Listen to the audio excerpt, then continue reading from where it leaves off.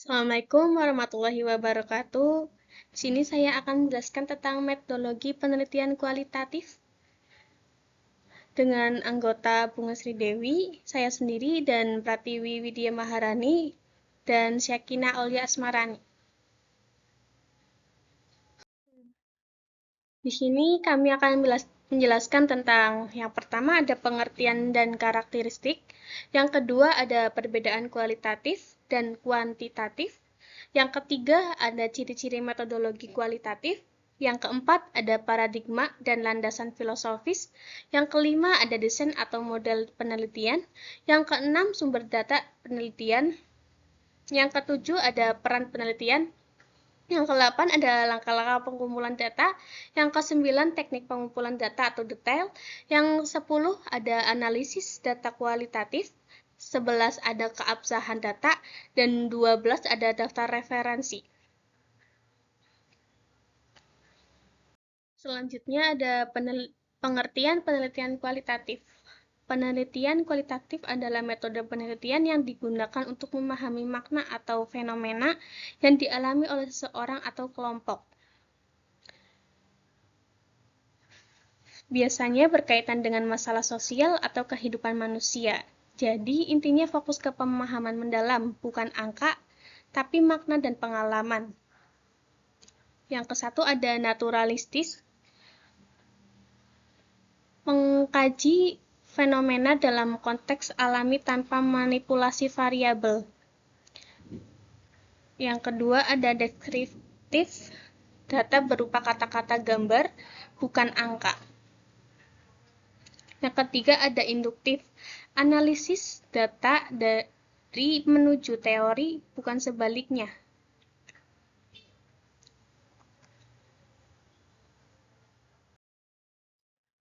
Selanjutnya ada kualitatif, perbedaan kualitatif dan kuantitatif. Yang perbedaannya ada aspek kualitatif dan aspek kuantitatif. Yang pertama itu ada tujuan. Tujuan kualitatif itu memahami makna mendalam. Kualitatifnya ada mengukur dan menguji hipotesis. Yang kedua ada aspek data. Data kualitatif itu ada kata, teks, gambar, dan suara. Data kuantitatif itu ada angka atau statistis. Yang ketiga ada sampel. Sampel kualitatif itu kecil, purposive sampling. Yang kuantitatifnya ada besar atau representatif. Yang keempat ada analisis. Analisis kualitatif itu ada tematik, naratif, dan coding.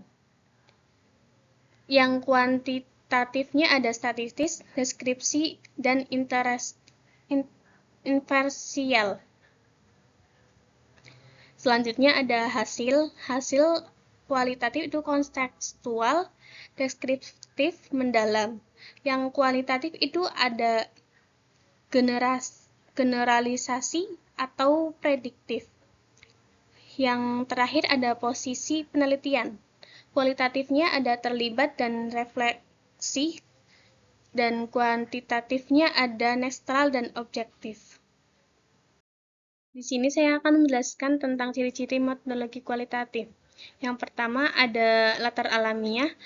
Penelitian dilakukan pada kondisi yang alami, natural, atau penelitian merupakan instrumen kunci.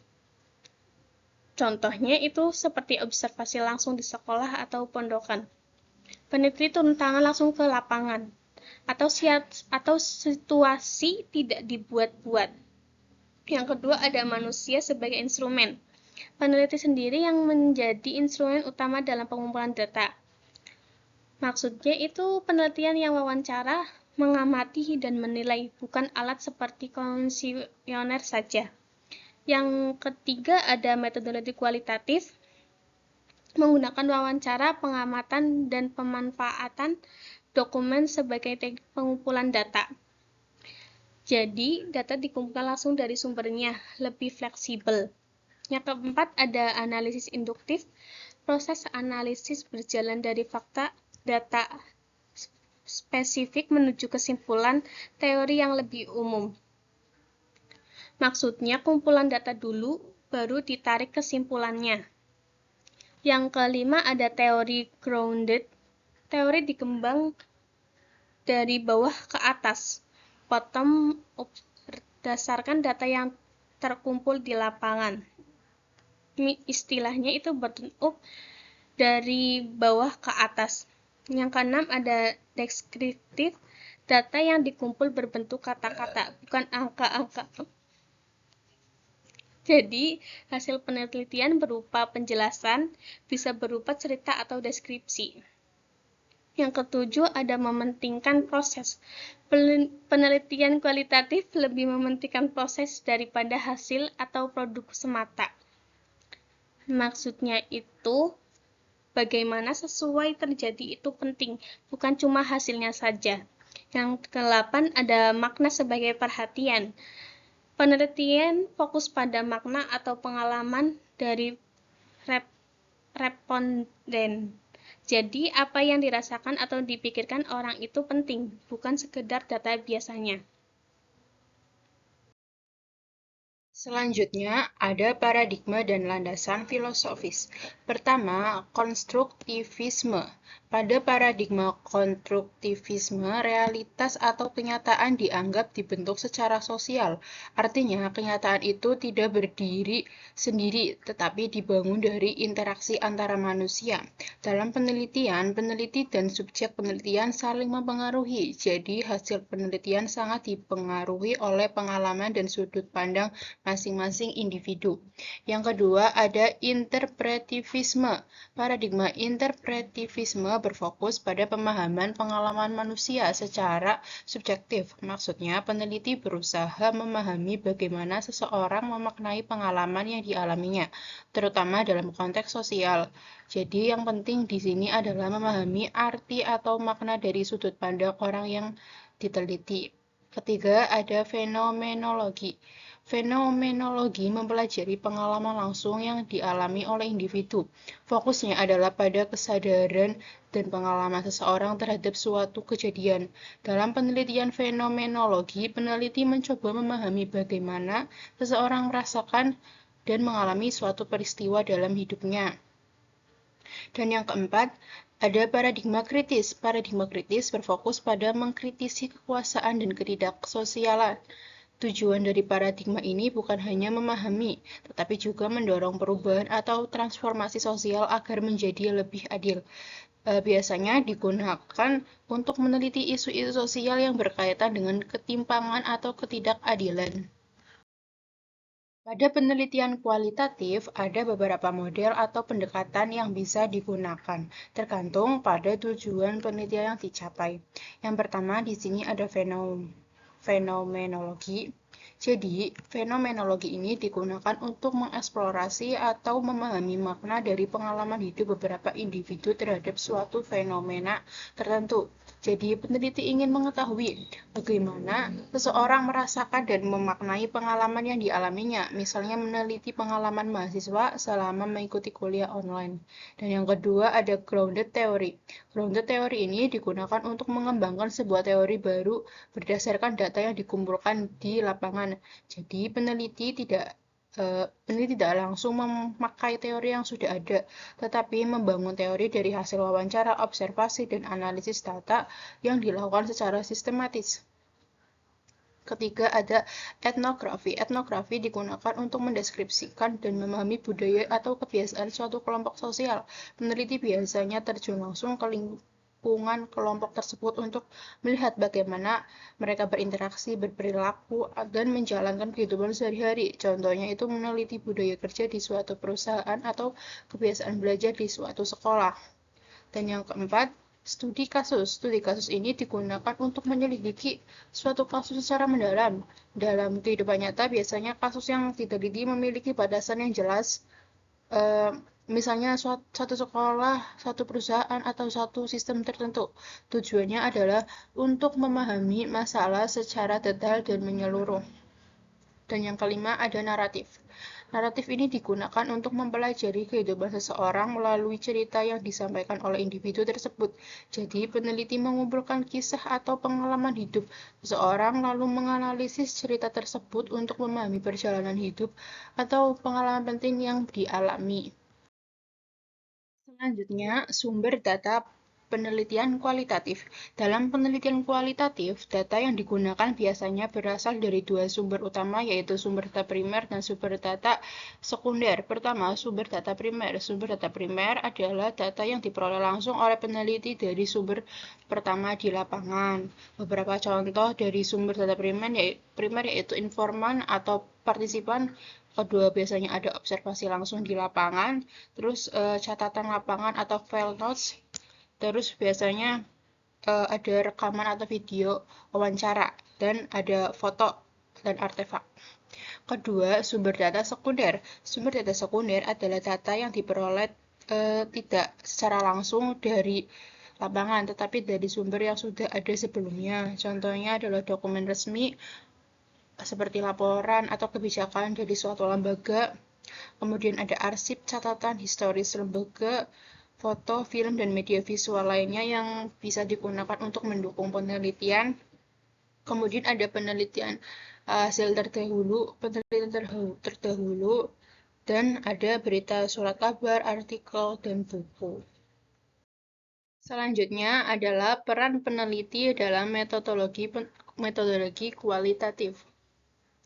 Dalam penelitian kualitatif, peneliti ini memiliki peran yang sangat penting. Bahkan menurut Sugiono, dalam penelitian kualitatif, alat atau instrumen utama penelitian adalah peneliti itu sendiri. Artinya, keberhasilan penelitian itu sangat bergantung pada kemampuan peneliti dalam mengumpulkan, menganalisis, dan menyampaikan data.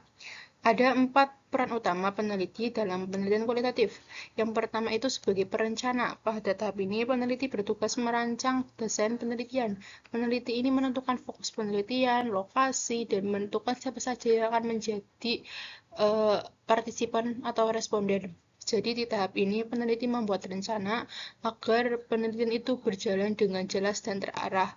Dan kedua, sebagai pelaksana.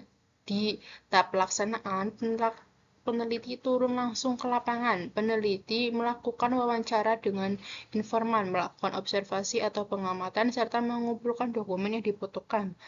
Pada tahap ini juga, peneliti benar-benar terlibat langsung dalam proses pengumpulan data. Ketiga, sebagai penganalisis. Setelah data terkumpul, peneliti ini mulai menganalisis data tersebut. Peneliti menafsirkan data, melakukan coding atau pengelompokan data, lalu mencari tema atau pola yang muncul dari data yang sudah dikumpulkan.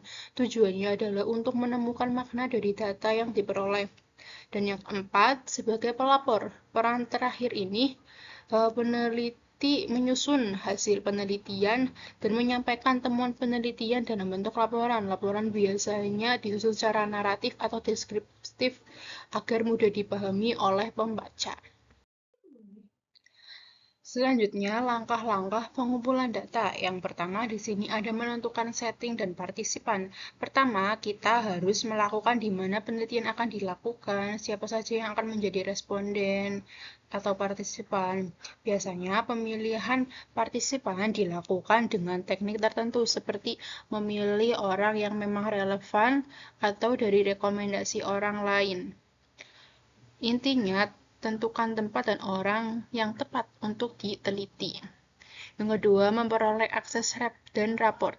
Sebelum mulai, kita harus minta izin kepada pihak terkait, membangun hubungan baik dengan partisipan. Tujuannya adalah supaya mereka nyaman dan terbuka saat memberikan data.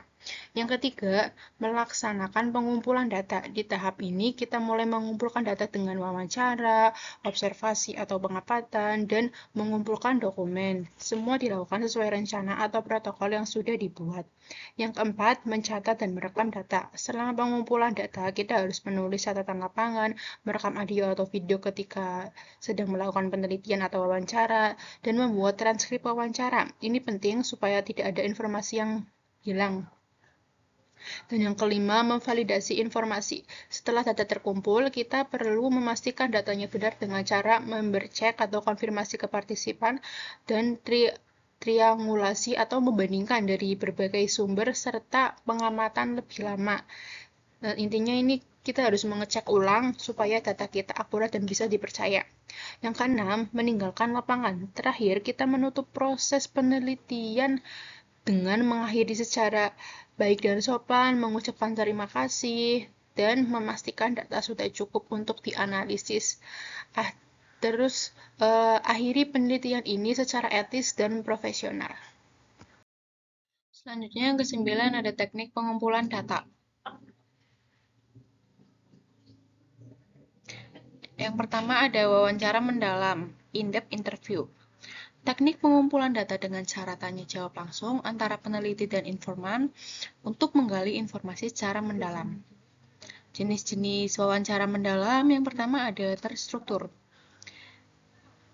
Wawancara dengan terstruktur biasanya pertanyaan sudah disiapkan atau biasanya sudah dicatat di buku, di kertas.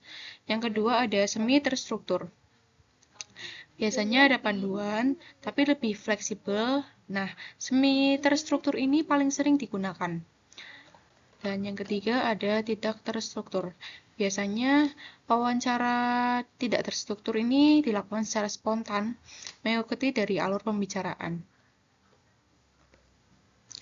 Tujuan dari wawancara mendalam itu biasanya untuk mendapatkan informasi, memahami pengalaman, pendapat, dan perspektif informan. Beberapa tips penting untuk disampaikan saat presentasi. Yang pertama, gunakan prompt question atau pertanyaan lanjutan agar tidak mati obrolan atau mati topik.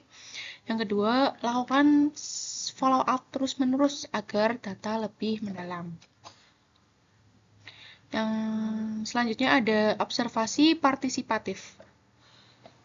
Teknik pengumpulan data dengan cara mengamati langsung aktivitas di lapangan.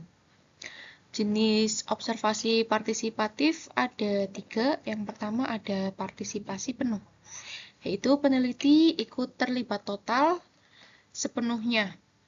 Yang kedua ada partisipasi parsial. Biasanya peneliti hanya terlibat sebagian. Yang ketiga ada non-partisipatif atau hanya sebagai pengamat. Tujuan dari observasi partisipatif ini biasanya untuk melihat perilaku nyata, bukan hanya cerita. Lalu mendapatkan data yang lebih objektif. Biasanya sebelum melakukan observasi partisipatif, membuat catatan lapangan setelah observasi atau dicatat kecil situasi-situasi yang ada atau interaksi yang ada. Yang selanjutnya ada focus group discussion. Diskusi kelompok untuk membahas suatu topik dengan beberapa peserta sekaligus. Biasanya dilakukan 6-12 orang partisipan per sesi, dipandu oleh moderator, dan hasilnya direkam dan ditranskrip. Tujuan dari focus group discussion ini untuk menggali berbagai pendapat sekaligus, melihat interaksi antar peserta. Sebaiknya saat melakukan focus group discussion ini, hindari dominasi satu orang dan moderator harus netral dan aktif. Selanjutnya ada studi dokumen atau mengumpulkan data dari dokumen yang sudah ada. Jenis dokumennya ada yang pertama dokumen publik seperti laporan, koran, berita, atau arsip. Yang kedua ada dokumen pribadi seperti diary atau surat. Yang ketiga ada visual seperti foto, video, atau artefak. Tujuannya untuk mendukung dan memperkuat data lain dan menjadi bukti tambahan. Tips untuk studi dokumen ini, gunakan analisis isi, konten analisis, periksa keaslian dokumen. Lalu yang ke-10 ada analisis data kualitatif. Tahap analisis data interaktif. Menurut model Mills, Habermas, dan Saldana. Yang pertama ada pengumpulan data. Proses mengumpulkan data dari berbagai sumber, seperti wawancara, observasi, dokumentasi. Tujuannya yaitu untuk menghasilkan data mentah yang akan dianalisis. Yang kedua, ada kondensasi data. Proses menyederhanakan, memilih, dan memfokuskan data agar lebih terarah. Kegiatan utamanya biasanya menyeleksi data-data penting, meringkas data, dan mengelompokkan data.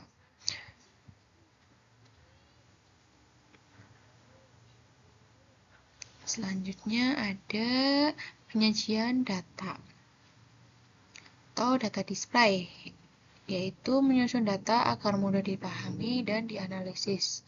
Bentuk penyajiannya biasanya ada tabel, diagram, atau narasi.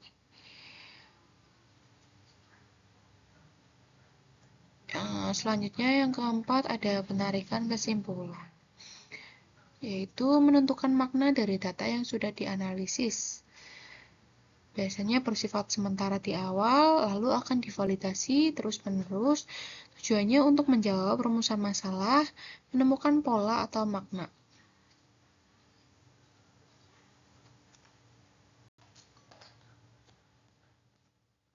Yang ke-11 ada keabsahan data. Kriteria keabsahan data menurut Lincoln dan Guba. Ada 4 kriteria utama. Yang pertama ada kredibilitas, yaitu menunjukkan bahwa data yang diperoleh benar dan sesuai dengan kondisi nyata di lapangan. Cara meningkatkan kredibilitas, yang pertama ada triangulasi sumber, yaitu membandingkan sumber dari orang yang berbeda. Metode yang ada beberapa metode, biasanya dari wawancara, observasi, atau lainnya. Lalu ada teori atau studi literatur. Yang kedua ada member check. Nah, jadi hasil dikonfirmasi ke responden. Yang ketiga ada perpanjangan pengamatan. Peneliti biasanya lebih lama di lapangan secara langsung. Yang kedua ada transferabilitas. Untuk menunjukkan apakah hasil penelitian bisa diterapkan di konteks lain. Cara mencapainya biasanya yang pertama membuat thick description atau deskripsi tebal atau detail. Yang kedua menjelaskan konteks penelitian secara lengkap. Yang ketiga ada dependabilitas. Untuk menunjukkan bahwa proses penelitian konsisten dan dapat dilacak. Cara pencapaiannya yaitu membuat audit trial atau catatan lengkap proses penelitian dan mendokumentasikan semua keputusan metodologi. Lalu yang terakhir ada konfirmabilitas, yaitu untuk menunjukkan bahwa hasil penelitian objektif dan bukan bias peneliti. Cara mencapainya yang pertama audit hasil penelitian, lalu ada refleksi diri peneliti terhadap bias.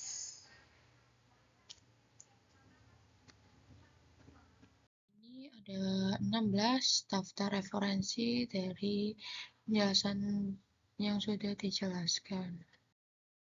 Sekian penjelasan dari kelompok kami, kurang lebihnya mohon maaf. Wassalamualaikum warahmatullahi wabarakatuh.